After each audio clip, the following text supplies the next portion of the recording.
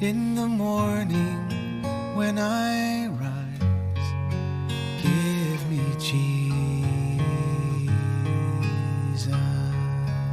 Good morning.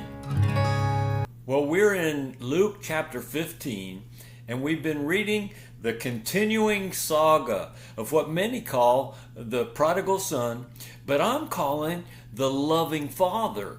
And today we're going to have the opportunity to see why I call it that.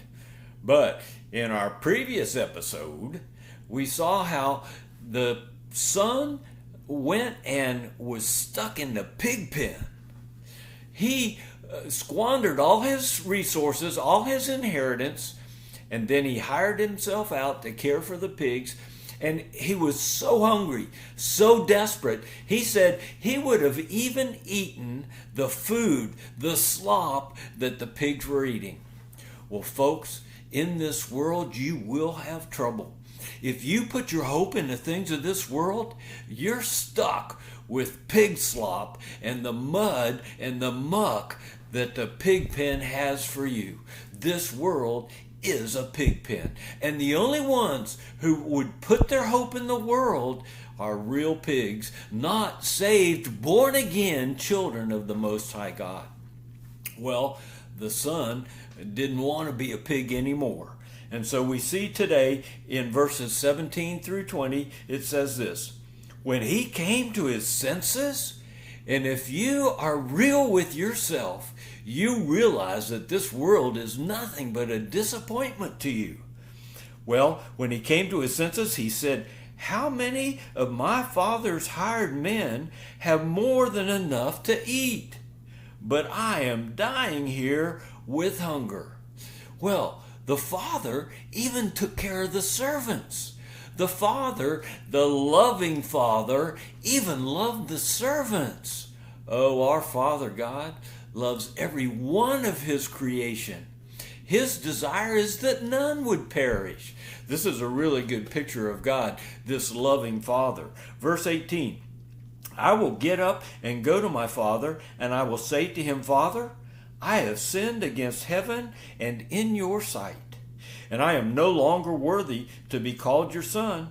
Make me as one of your hired men. Can you see the humility that this son has come to? He was broken. Oh, when you put your hope in the world, you will be disappointed. And if you get real, it'll break you. You want life. You want riches. You want the love of God. What you want is something that will heal you and make you alive, and it can only come from one place. It can only come from the one who created you. It can only come from Father God by the Son that was sacrificed on your behalf. Look at verse 20. So he got up and he came to his father. But while he was still a long way off, okay, here we go. The father's looking for you. He's looking for every lost child that's out there. But while he was still a long way off, his father saw him, and he felt compassion because he loves you. And he ran and embraced him and kissed him. When he saw him a long way off, he ran and wrapped his arms around him and kissed him. There was so much joy to the father because the one child that had been lost had been found now. He came home. Today, what I want you to see is that Father God loves you so much that he'll run to you and celebrate the fact that you have come home. He will pour out his love on you because he is a loving Father.